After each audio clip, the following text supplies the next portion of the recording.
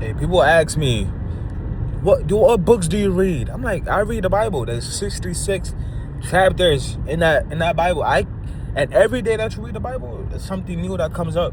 So imagine that there's something new every day that the Spirit leads you to and makes you understand. Like today, I'm reading tongues. Some things I didn't understand about tongues. Now I'm understanding about tongues.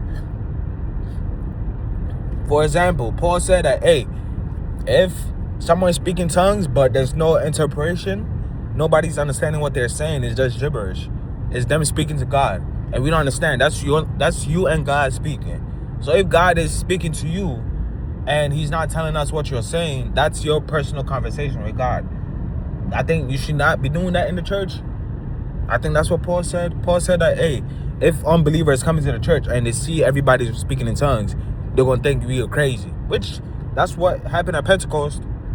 They received the Spirit and everybody thought they were drunk. So I don't know. I'm still torn about that. So, hopefully the Spirit makes me understand what Paul was trying to say. But I think I understand what Paul is trying to say.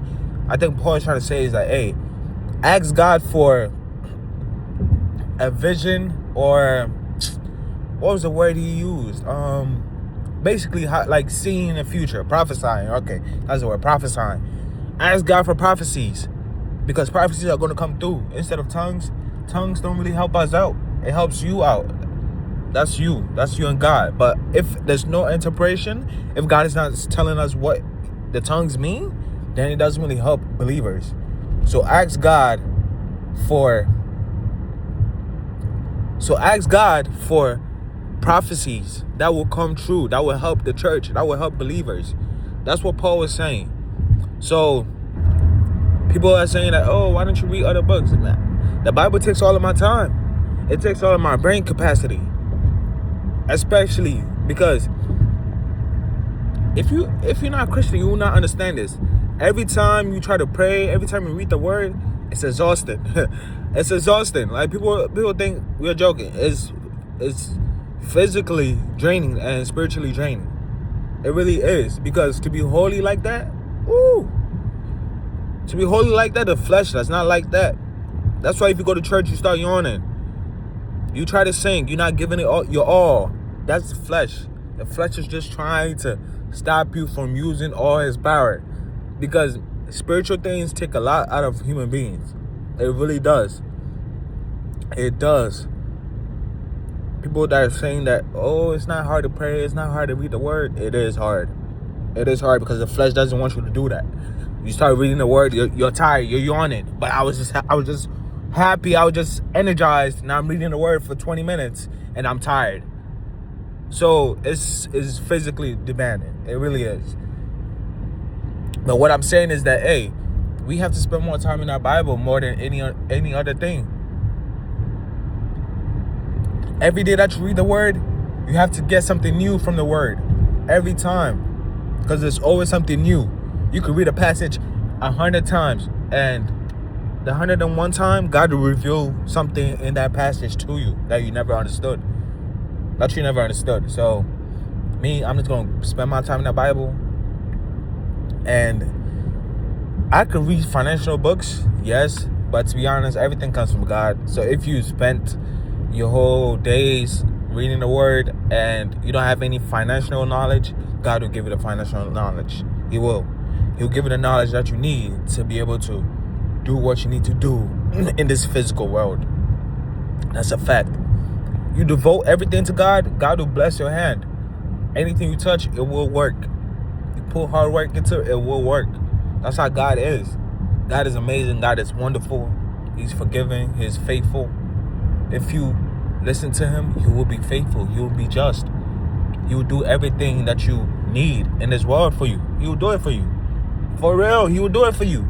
There's people that don't have college educations making millions of dollars a year from their gift, from what God has given them. So don't think that you need to devote hours and hours into an atheist education to make a living. If you devote that same hours into God and his work and his mission for our people, dude, you will be blessed bountifully. Like, there's nothing that a person that is college educated could get that you can't get from God.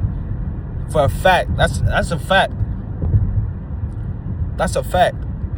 If God wants you to be better than Mark Lamont Hill, he's super educated and whatever, but he don't believe in God.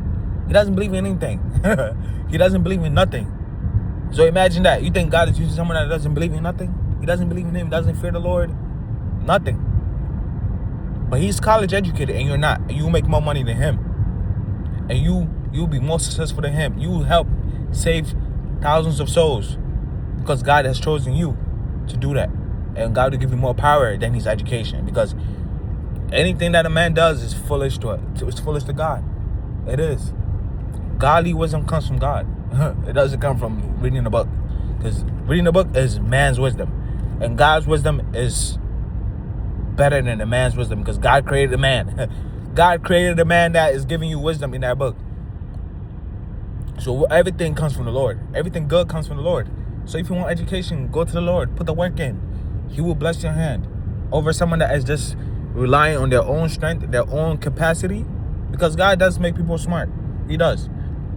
God gives people intelligence as a gift.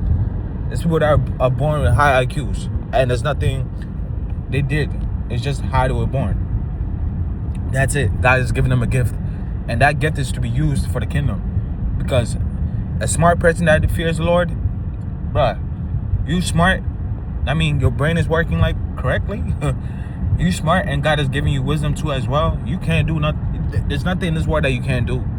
So if Mark Lamont Hill gets saved and he uses that